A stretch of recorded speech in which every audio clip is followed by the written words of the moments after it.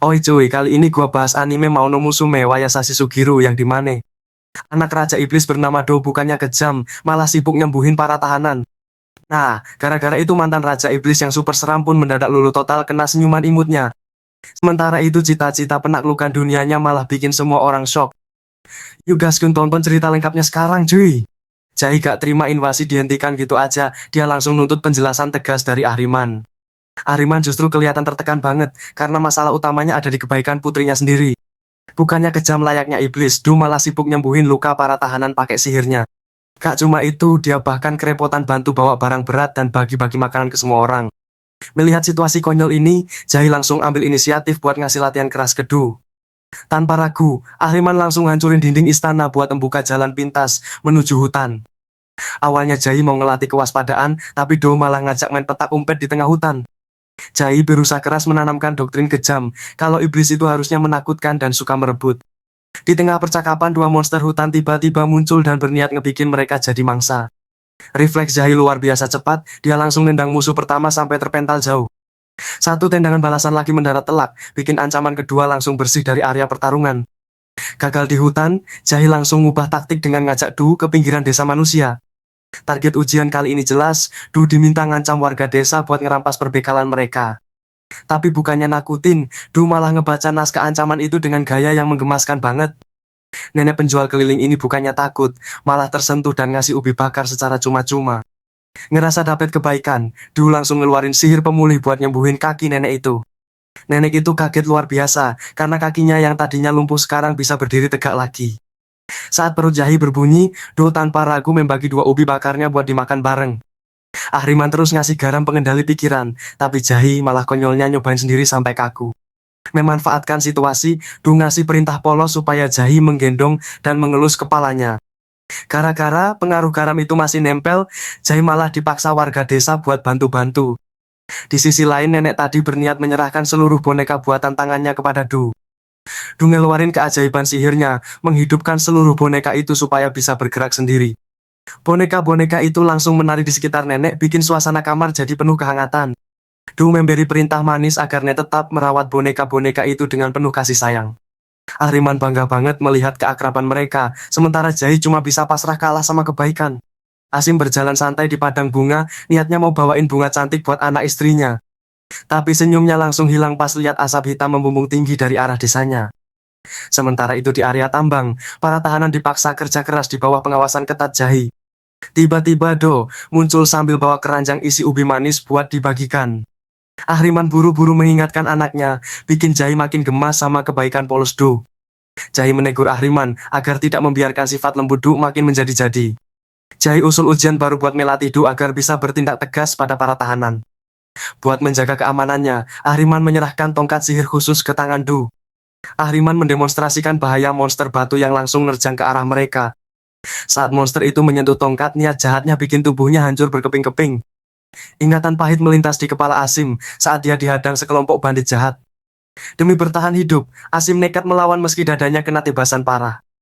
Tapi begitu sampai rumah, bangunan itu udah dilalap api dan keluarganya gak selamat. Di penjara bawah tanah, Jai menuntun Dog menuju sel para tahanan. Asim kaget melihat bocah kecil berdiri santai tepat di depan jeruji selnya. Maksud hati ingin menyiksa, Du malah menawari jamur panggang dengan polosnya. Asim udah pasrah sama nasibnya, minta sekalian dibunuh, karena merasa gak punya tempat lagi di dunia. Tanpa ragu, Du pakai tongkat ajaibnya, buat membuka kunci pintu sel Asim. Asim sempat coba mengintimidasi, tapi kata-kata hangat Du justru meluluhkan hatinya. Pas tangan Asim menyentuh Du, bukannya hancur, aura kehangatan justru memancar kuat. Tawa Asim pecah seketika, beban berat di hatinya sirna saat bermain bareng Du. Jai terperanjat kaget, gak nyangka efek tongkat pelindung sama sekali gak bekerja. Di sesi latihan, Jai memamerkan sihir penguat dengan melempar kerikil hingga menghancurkan dinding. Saat Jai menunjukkan sihir es, mata Du langsung berbinar dapat ide cemerlang. Pilar-pilar es raksasa mendadak muncul di tengah tambang, bikin suasana panas jadi sejuk. Niatnya dikira mau menyiksa, Du malah bagi-bagikan es krim segar buat para pekerja. Ahriman makin bangga sama kebaikan anaknya, sedangkan Jai cuma bisa teriak frustrasi. Ahriman datang nyamperin Do yang lagi asik main sama kadal ungu kecil. Ahriman kaget melihat Do menyimpan hewan aneh itu di dalam istana. Ternyata Do merawat kadal itu tiap hari, dari kasih makan sampai tidur bareng. Jai langsung datang dan menyarankan agar Do melakukan ujian kontrak pelindung. Jai menjelaskan perlunya pengawal mistis untuk menjaga keselamatan Duk saat di luar istana. Mereka berdua berjalan ke wilayah tebing untuk mencari binatang mistis yang cocok. Kebaikannya bikin semua hewan hutan malah menempel dan berkumpul mengelilingi Do. Tiba-tiba muncul naga merah raksasa yang tampak kesakitan di depan mereka. Tanpa rasa takut, Do langsung mengusap naga itu memakai sihir penyembuh. Tiba-tiba sekumpulan monster hitam muncul dan mengepung posisi mereka dari atas tebing. Monster hitam itu mengaku mengendalikan sang naga menggunakan rantai sihir kegelapan. Do secara tidak sengaja melepaskan sihir pemulih yang malah melelehkan monster hitam. Melihat celah taktis itu, Jahe menyuruh Do memurnikan sisa musuh yang tersisa. Setelah pulih sepenuhnya, naga merah langsung membalas dengan semburan api dahsyat. Sang naga terkejut melihat kadal di kepala Do ternyata adalah anaknya sendiri. Do mengajak sang naga dan anaknya untuk menjadi bagian dari keluarga mereka. Sadi mendadak muncul dan mengerjai Jahi dengan mengoleskan stempel merah di pipinya. Sadi memang dikenal suka bikin ulah dan pernah mengajari Do trik jahil. Mereka mendatangi ruang tahanan untuk menginterogasi tahanan bertanduk yang sangat keras kepala. Sadi mencoba menggoda tahanan bertanduk agar mau membocorkan rahasia penting miliknya. Karena malah diajak, Sadi mengamuk dan melayangkan pukulan bertubi-tubi ke tahanan. Jahi mencoba menggoda tahanan itu, tapi berujung panik hingga melayangkan pukulan telak. Tahanan bertanduk cuma bisa pasrah menerima amukan bertubi-tubi di dalam sel. Do langsung menggelitik ketiak tahanan bertanduk sambil memasang muka kocak penuh lipstik. Tahanan bertanduk akhirnya menyerah dan membocorkan kejahatannya karena tidak tahan kegelian. Do gembira karena taktik jahil yang diajari Sadi berhasil melumpuhkan pertahanan musuh. Do gembira banget bisa kumpul dan main bareng anak-anak desa di arena buatan. Dengan penuh semangat, Do meluncur bebas di perosotan tanah tanpa rasa takut sedikit pun. Anak-anak menceritakan sosok Santa yang selalu datang membagikan hadiah saat malam Natal tiba. Tapi mereka sedih karena gak punya kertas maupun pena untuk menuliskan permintaan hadiah. Tanpa ragu, Do langsung berjanji bakal mencarikan alat tulis buat mereka semua. Di istana, Do meminta izin ke Ahriman buat membawa kertas dan pena ke anak-anak desa. Jahi langsung menolak keras karena khawatir barang tajam itu malah dipakai buat senjata perlawanan. Sebagai solusinya, Ahriman memberikan krayon aman agar Do bisa mewarnai dengan ceria. Otak licik Jahi mulai berputar buat memanfaatkan kemampuan ajaib Santa demi kekuatan pasukan. Jahi langsung memaparkan strategi penyergapan rahasia untuk menjebak Santa begitu dia lengah di malam hari. Berkat krayon dari Do, anak-anak desa akhirnya bisa menuliskan semua impian mereka di kertas. Kereta kencana Merina meluncur menembus langit malam menuju area istana untuk membagikan kado. Bunyi lonceng Ton berhasil menyihir seluruh penjaga istana sampai tertidur lelap tanpa perlawanan. Mendadak Do melompat keluar dan memeluk Merina dari belakang dengan penuh rasa gembira. Ton kebingungan setengah mati karena sihir tidurnya sama sekali gak mempan memengaruhi Do. Menyaksikan ketulusan Do, Merina akhirnya mengajak bocah itu ikut membagikan kado malam ini. Dengan bangga, Do menunjukkan lembar gambar aneka sosok Santa yang sudah dia lukis. Mereka berdua malah berlomba saling cepat meletakkan kotak kado di samping tempat tidur warga. Impian terbesarnya terwujud. Do rupanya cuma ingin bisa membantu tugas mulia Santa malam ini. Kebesokannya, Jahi frustrasi berat karena ketiduran dan gagal total menjalankan rencana penangkapan. Do tampil menggemaskan mengenakan kostum Santa mungil lengkap dengan kumis buatan hadiah darinya. Di dapur, Ahriman dengan sabar dan telaten mengajari Do cara memotong roti lapis.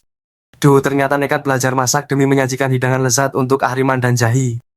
Longsor batu besar menimpa pemukiman hingga membuat salah satu anak desa mengalami luka di kaki. Jahi melarang keras Do menolong manusia dan berniat menjadikan luka itu santapan monster jahat. Tak tega melihat penderitaan temannya, Do langsung merapal sihir penyembuh sampai lukanya hilang. Alih-alih takut, Do dengan berani menyuapkan roti lapis bikinannya langsung ke mulut monster raksasa.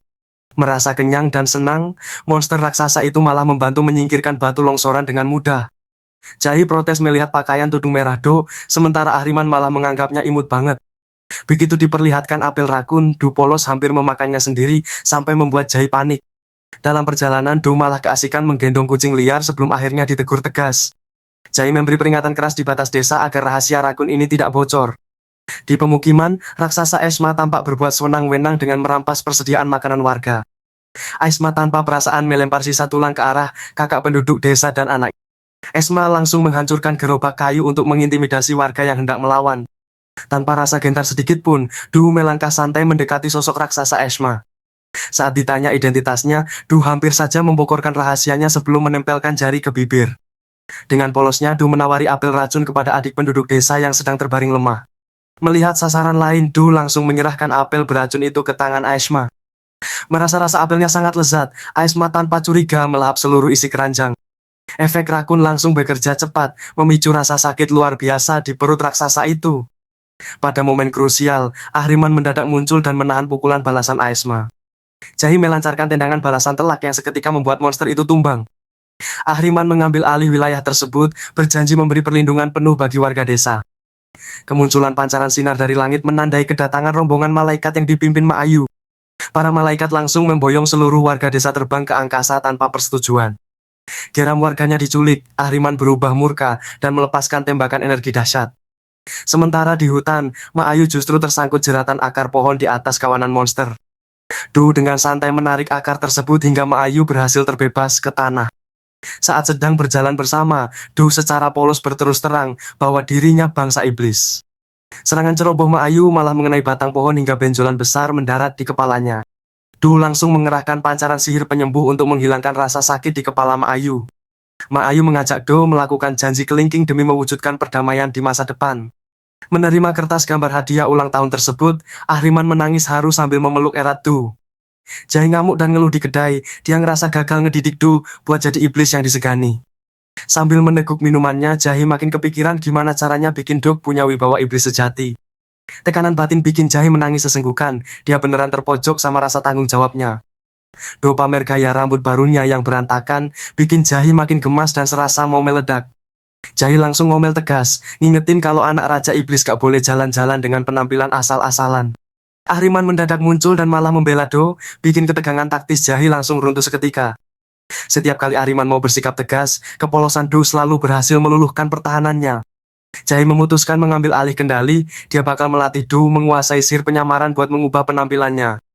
Di lapangan latihan, Du dengan tekun menggambar lingkaran sihir di tanah menggunakan ranting kayu. Jahi memberi instruksi taktis, Du harus membayangkan sosok menakutkan sebelum memasuki lingkaran sihir. Sebagai peragaan taktis, Jahi mengaktifkan sihirnya dan berubah menjadi naga ngeri diselimuti kobaran api. Gantian Do yang maju ke lingkaran sihir, berusaha merapel mantra perubahan wujud pertamanya. Sihirnya berhasil aktif, tapi cuma menumbuhkan ekor naga kecil yang sama sekali gak intimidatif. Percobaan berikutnya malah cuma memunculkan sayap kecil menggemaskan, jauh dari wujud monster seram. Karena cara manual gagal, Jahi mengeluarkan bunga rahasia pemberi serbuk penyamaran khusus dari Ahriman. Efek serbuk bunga itu langsung bekerja begitu Du menghirupnya dan mulai bersin. Aura gelap mengepul hebat, reaksi sihir beruntun mengubah ukuran tubuh Do secara drastis. Bukannya berubah jadi monster, Du malah cuma bertambah raksasa dengan wujud imutnya. Di tempat latihan, reruntuhan batu raksasa mendadak runtuh dari atap dan mengancam para pekerja. Tanpa ragu, Do bertindak cepat pasang badan menahan hantaman batu demi menyelamatkan mereka. Efek serbuk sihirnya habis, Do kembali ke ukuran semula, tapi menyisakan benjolan besar di kepala. Jahi memeluk erat Do sambil memuji keberaniannya yang bertindak pantang menyerah. Di sisi lain, Sadi mendadak muncul di istana dan menantang Jahi demi merebut posisi kawan kepercayaan.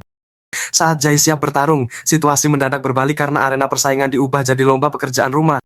Giliran lomba mie masak, masakan gosong buatan Jahi malah bikin Ahriman mendadak pingsan seketika. Masakannya dipuji semua iblis di kantin, membuktikan kalau bakat sejati Sadi memang di dapur. Dua pengawal iblis ronda malam di hutan, suasana mendadak terasa mencekam. Mata merah besar mendadak muncul di kegelapan, bikin para pengawal ketakutan setengah mati. Di sudut hutan lain, Du ternyata cuma lagi latihan bikin muka seram biar kelihatan gahar. Jahi melapor panik ke Ahriman karena dia nekat jalan-jalan ke hutan sendirian. Jahi memperingatkan keberadaan monster purba urun dan gaush yang berkeliaran di area itu. Tanpa buang waktu, Jahi langsung meluncur buat menyelamatkan Do sebelum terlambat. Bukannya ketemu monster, Do malah asik dikelilingi hewan-hewan hutan yang imut. Tiba-tiba duo monster urun dan gaush muncul buat menggertak dua seketika. Ternyata Du malah kagum dan minta diajarin cara tampil seram kayak mereka. Du memeluk urun hanggat, bikin reputasi monster menyeramkan itu langsung luntur total. Urun yang kena serangan kepolosan Du akhirnya gak tahan dan balik memeluknya. Gawa merasa minder dengan bentuk tubuhnya, takut Du bakal menjauh kalau sudah besar. Du Kurhat ingin punya tampang seram karena merasa gagal jadi iblis yang jahat. Urun menepuk kepala Do pelan, menenangkan bahwa semuanya butuh proses dan waktu. Kau khawatir wajahnya menakutkan, tapi Du justru memujinya sangat keren dan mudah dikenali. Di dekat istana, anak-anak dan warga berpura-pura lari ketakutan dikejar Du. Ahriman tersenyum bangga melihat kebaikan Do berhasil merangkul monster menakutkan. Malam harinya, badai petir dahsyat melanda istana, menciptakan suasana agak mengerikan. Do mendadak masuk ke kamar Jahi sambil menangis kencang karena takut suara petir. Jahi berlutut minta maaf pada Ahriman atas kurangnya kemajuan sikap jahat Do. Jahi sok begitu tahu misi rahasia itu ternyata cuma jalan-jalan liburan keluarga ke penginapan. Ahriman ikut menari heboh bersama Do, menghibur banyak pengunjung yang menonton. Terpisah sendirian, Do menemukan dompet jatuh dan mengembalikannya ke kakek penginapan. Jahi akhirnya menemukan Do dan langsung menghampirinya dengan raut panik. Jahi melunakkan sikapnya, usap air mata Do sambil menenangkan perasaannya. Do kesulitan memakai sumpit hingga Jahi turun tangan membantu mengarahkan tangannya. Kembang api indah meletus menghiasi langit malam di atas kompleks penginapan.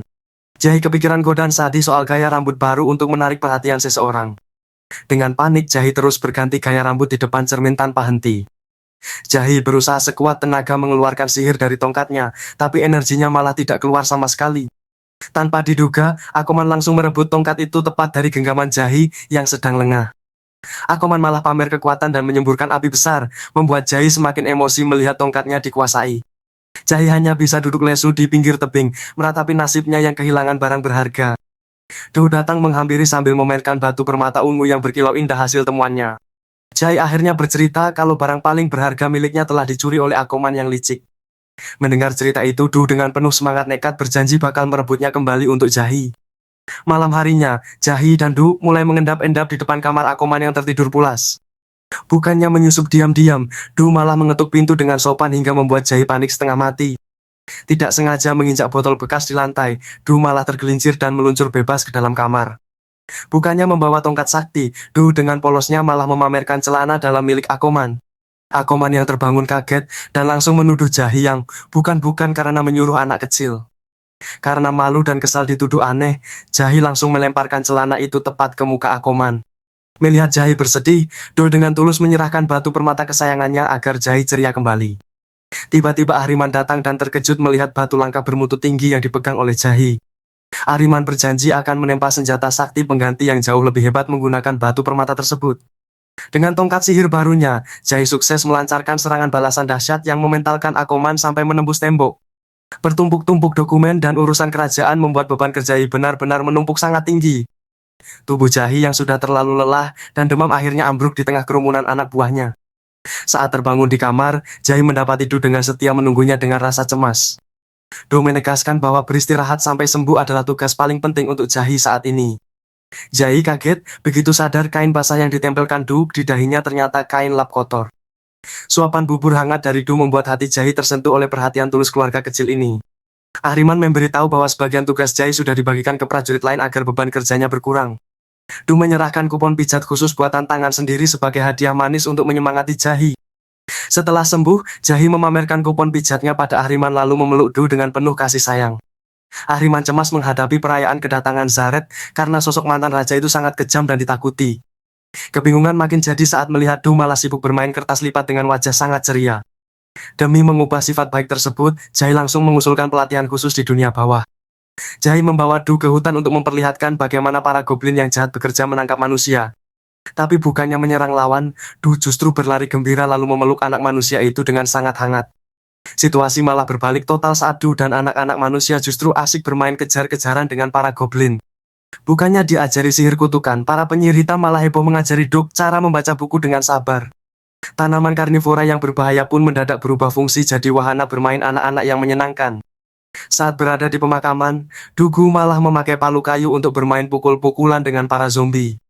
Karena semua rencana sebelumnya gagal, Jahi terpaksa memohon bantuan Setia untuk menunjukkan kejamnya sosok Putri Duyung. Setia langsung pamer nyanyian pemikat yang biasanya sangat ampuh menjebak para pelaut ke dasar laut. Namun saat kapal melintas, Do malah menyanyikan lagu riang yang sangat manis dan ceria. Kepolosan Do lagi-lagi meluluhkan semua orang, membuat Jahi tergeletak pasrah di atas pasir. Saat ditanya Ahriman, Do mengaku terinspirasi dan ingin menjadi seperti teman-teman iblis yang ditemuinya. Alasan Do ternyata karena mereka semua sangat baik dan suka menolong, sampai membuat Jahi pingsan seketika. Suasana mendadak mencekam saat Zaret keluar dari kereta kudanya sambil memancarkan aura kegelapan yang sangat menakutkan. Jared berjalan penuh amarah bertekad menyingkirkan siapa saja yang telah merusak mental calon Raja Iblis. Tapi begitu pintu terbuka dan Du menyapa dengan sangat imut, pertahanan ketat Jared langsung luluh seketika. Di tempat tambang, Du secara refleks membantu pekerja mengangkat beliung berat dengan senyuman tulus. Zaret mencoba bersikap tegas melarang Do ke sana, tapi reaksi sedih Do malah membuatnya merasa bersalah. Zaret membentak Do agar menyelesaikan tugas dulu, berusaha keras menahan rasa kasihan di dalam hatinya. Di pesta perjamuan, suasana aula menjadi sangat tegang karena aura intrik Zaret membuat para tamu tak berani makan. Menyadari kursi milik Do kosong, Zaret langsung menangis histeris karena takut cucunya sekarang membencinya. Ketika melangkah masuk ke kamar Do, Zaret terkejut melihat dekorasi kue ulang tahun besar buatan tangan. Do menjelaskan kalau semua kejutan ini disiapkan secara rahasia khusus untuk merayakan hari ulang tahun kakeknya. Tak sanggup menahan haru, Zaret langsung menangis terseduh-seduh sambil memeluk erat cucunya dengan penuh kasih sayang. Jahi tergeletak lemas di lantai, karena rencana membuat Do menjadi jahat selalu gagal total. Di dalam ruang kerja, Ya Arya menjelaskan bahwa perluasan wilayah kerajaan membuat para penyihir kelelahan parah. Melihat para penyihir kelelahan, Do tiba-tiba datang membawakan tumpukan selimut hangat untuk mereka. Jahi membawa Do mendatangi Mus, seorang penyihir muda, untuk meminta bantuan ramuan pembuat kejam. Kaget setengah mati saat disapa, Mus yang pemalu langsung panik dan terlempar ke lantai. Setelah ramuan selesai diracik, Mus menyerahkan segelas cairan hijau misterius itu kepada Do. Reaksi ramuan bekerja, Do mendadak cemberut dan mencoba mengamuk dengan gaya bicara yang lucu. Mus mencoba menyesuaikan racikan ramuannya, tapi malah membuat Doko menggandakan diri jadi sangat banyak. Bukannya kembali normal, ramuan penawar justru mengubah wajah para klon Do menjadi bentuk aneh dan konyol. Saat mencoba menenangkan diri sambil minum teh, Jahi dan Mus tidak sadar teko yang digunakan berisi cairan berbahaya. Efek cairan misterius itu seketika membuat jiwa Jahi dan Mus tertukar satu sama lain. Keadaan semakin kacau ketika raksasa gurita biru muncul dari lantai dan melilit Mus yang berada di tubuh Jahi. Setelah ledakan membalikkan tubuh mereka, Mus menangis terseduh-seduh karena merasa selalu gagal membuat ramuan. Do dengan penuh semangat menggandeng tangan Mus untuk membawanya menemui Ya Arya agar bisa belajar bersama. Ya Arya mengambil botol ramuan hijau buatan Mus dan mengancam akan melemparnya ke Kuali jika dia terus ragu. Begitu tutup botol dibuka, asap hijau raksasa langsung menyebar luas dan menyelimuti seluruh area kastil. Ternyata asap hijau itu adalah ramuan pemulih stamina yang seketika menghilangkan rasa lelah semua orang di kastil. Sangat kagum dengan efeknya, Ya Arya langsung memuji kehebatan Mus dan memintanya untuk saling mengajari ilmu sihir. Di tempat lain, Ursang pahlawan muda terlihat kebingungan dan terpisah dari kelompoknya di dalam ruang bawah tanah. Sekarang mengejutkan, Do mendadak jatuh dari celah dinding atas dan mendarat tepat di atas tubuh Ur. Kemunculan serangga raksasa dari kegelapan membuat Ur panik luar biasa dan langsung menggendong Do untuk kabur. Ur menggunakan sihir bola cahaya untuk memancing serangga raksasa agar terkumpul di satu titik. Saat berada di dasar gua, Ur terkejut melihat monster buaya hijau raksasa yang dulu pernah mencerai-beraikan timnya. Membuang rasa takutnya, Ur nekat menerjang maju dan melompat langsung ke dalam mulut buaya raksasa demi melindunginya. Tanpa diduga, Do dengan santai mencabut ranting pohon yang ternyata tersangkut di dalam tenggorokan buaya tersebut. Rasa sakitnya hilang, buaya hijau raksasa itu seketika menjadi tenang dan pergi meninggalkan mereka tanpa menyerang. Tiba-tiba rekan tim Ur berlari ketakutan sambil dikejar monster batu raksasa yang sangat kuat.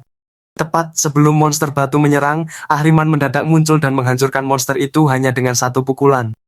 Ahriman langsung memeluk Eradu sambil menangis haru setelah berhasil menemukan putri kesayangannya. Rekan-rekan Ur yang menyadari sosok di depan mereka adalah Ahriman sang Raja Iblis langsung menjerit dan kabur terbirit-birit. Anak kecil itu mendadak panik karena di hadapannya muncul aura merah raksasa yang sangat menakutkan. Jahi mendadak dobrak pintu kamar dan langsung memarahi Ahriman yang malah asik memanjakan anaknya saat jam kerja. Tanpa peringatan, Dahaka mendadak melesat jatuh dari langit dan langsung menerjang merangkul Jahi dengan sangat erat. Sadar salah peluk orang, Dahaka langsung melompat gembira lalu memeluk Ahriman sambil menangis histeris. Ahriman penasaran menanyakan kabar invasi dunia, tapi Dahaka mengaku gagal total karena rasa rindunya pada keluarga terlalu besar. Dahaka membuka tangannya lebar-lebar mengajak pelukan, tapi Do justru membalasnya dengan sapaan yang sangat kaku. Reaksi dingin itu bikin Dahaka tersambar petir syok, tidak menyangka putri kecilnya sendiri malah menganggapnya seperti orang asing. Gejolak emosi Dahaka yang kacau balau langsung memicu cuaca buruk hingga badai petir dahsyat menyambar seluruh istana. Dahaka membawa Do jalan-jalan di tepi pantai sambil berusaha memancing ingatan masa kecil anaknya. Karena Do masih belum ingat juga, timbul pusaran angin topan raksasa di tengah laut akibat luapan keputusasaan Dahaka. Maksud hati cuma ingin mengajak lomba lari, tapi kecepatan Dahaka malah membuat badai pasir yang mengubur Do. Usaha merayu lewat tumpukan kue buatan sendiri juga gagal, meski Do memujinya lezat namun kenangannya tetap belum kembali. Ahriman mengungkapkan rahasia masa lalu Dahaka yang dulunya merupakan naga ngeri pemisah wujud kebaikan dan kejahatan. Menggunakan gelang sihir khusus, Ahriman terpaksa membelah jiwa naga itu menjadi dua entitas terpisah demi kedamaian. Niat jahat Dahaka seketika luntur saat bayi Dog malah tersenyum manis dan memanggilnya dengan sebutan mama. Melihat Dahaka murung di tempat tidur, Do datang menghampiri lalu mengelus kepalanya dengan sangat lembut. Do dengan telaten membacakan buku kesayangannya demi menghibur Dahaka agar hatinya bisa kembali tenang. Do akhirnya sadar sosok lembut yang sering hadir di dalam mimpinya dulu tidak lain adalah ibunya sendiri. Mendengar pengakuan jujur itu, Dahaka tidak sanggup menahan air mata bahagianya lalu memeluk erat putri tercintanya. Jahi panik setengah mati mencari keberadaan Do karena upacara penting kerajaan iblis sudah semakin dekat. Ternyata Do sedang asik membantu nenek penduduk desa membawakan hasil panen jagung yang sangat melimpah. Mayon tidak mau kalah dalam permainan tebakan langsung protes begitu Do berhasil mendapatkan hadiah coklat. Ahriman dari balik semak-semak langsung mengamuk cemburu saat melihat cowok lain menerima suapan makanan dari Do. Do datang ke dapur istana memberikan pasokan jagung segar kepada Sadi yang tadinya sudah frustrasi kehabisan bahan. Zaret memancarkan aura kegelapan yang sangat menakutkan karena murka melihat manusia ikut diberi jatah makanan. Tapi begitu Do menyodorkan piring makanan hias bintang, aura seram Zaret mendadak hilang dan berganti keharuan. Jahi protes melihat kelakuan manis Do, namun Dahaka menyuruhnya memperhatikan kehangatan yang tercipta di sana. Do dikelilingi oleh semua orang yang tersenyum gembira, menyatukan seluruh kalangan tanpa ada perbedaan lagi. Jahi kelihatan stres berat mikirin persiapan ritual, sementara Akoman ngira itu cuma acara, sapaan biasa. Bagi Jahi kalau Do gak bisa nunjukin wibawa, ancaman kudeta dari faksi radikal bisa langsung membahayakan posisi kerajaan. Demi mencegah hal itu, Jahi nekat begadang semalaman buat nulis naskah pidato formal yang penuh penekanan kekuasaan. Pas masuk ke kamar, Jahi kaget ngeliat Do lagi duduk di meja sambil nulis serius banget, pakai pensil. Jahi sempet berniat nuker kertas itu sama naskah buatannya, tapi dia gak tega merusak kesungguhan Do. Do bilang dia lagi nyiapin kata buat besok, bikin tekanan batin Jahi makin memuncak karena khawatir kepolosan Do. Tiba-tiba perhatian Jahi teralih pas nemu buku harian khusus tentang dirinya tergeletak di lantai. Di dalamnya penuh tulisan polos Do yang selalu mencatat tiap pelajaran sihir dari Jahi dengan penuh kebanggaan. Do mengaku nulis semua itu supaya gak pernah lupa sama ajaran Jahi, meluluhkan keraguan Jahi seketika. Kerja keras Do terbukti nyata saat dia nunjukin lingkaran sihir rumit yang berhasil digambar tanpa bantuan panduan. Hari pelaksanaan pun tiba, ribuan rakyat dari berbagai penjuru berkumpul memadati area istana. Begitu Do melangkah keluar menuju balkon utama, gemuruh sorak penonton langsung membakar atmosfer di sana. Ketegangan sempat memuncak saat Do mendadak terdiam, karena lupa sama susunan kalimat yang udah dihafalkan. Tapi bukannya menyampaikan ancaman, Do justru menyapa rakyatnya dengan salam ramah yang sangat polos. Pernyataan cita-cita penaklukan dunia dari mulut Do sempat bikin Jahi panik, mengira itu ambisi kejam. Ternyata logika taktis Do berbeda, baginya menaklukkan dunia berarti menjadikan seluruh makhluk sebagai rekannya. Do langsung menyalurkan energi mana buat mengaktifkan mantra pertumbuhan pohon yang dia pelajari dari Jahi. Daya jangkau sihirnya luar biasa telak, menumbuhkan pohon raksasa yang seketika menaungi seluruh komplek istana. Ahriman sampai meneteskan air mata haru melihat perkembangan pesat Do berkat bimbingan telaten dari Jahi. Meskipun Jahi sempat mempertanyakan metode taktis tersebut, sorak gembira rakyat membuktikan strategi Do sukses besar. Saat menjalani ujian kepemimpinan harian, Akoman membawa tawanan perang ke hadapan singgasana kerajaan. Bukannya menjatuhkan hukuman berat, Do justru merapal mantra untuk menciptakan selimut tanah empuk yang nyaman. Di tengah perdebatan sengit para jenderal saat rapat militer, pertikaian mendadak pecah karena perbedaan pendapat. Do secara cerdik masuk membawakan teh hangat, seketika mendinginkan tensi tinggi para petinggi militer. Masalah baru muncul di hutan saat sosok anak raksasa menangis histeris dan menutup jalur ekspedisi pasukan. Do menggunakan mantra komunikasi buat menembus hambatan bahasa dan memahami penyebab masalah secara langsung. Pendekatan damai Do berhasil merangkul suku raksasa menjadi sekutu tanpa perlu menumpahkan darah. Jahi akhirnya mengakui kalau kebaikan tulus Do adalah keunggulan taktis terkuat yang dimiliki kerajaan.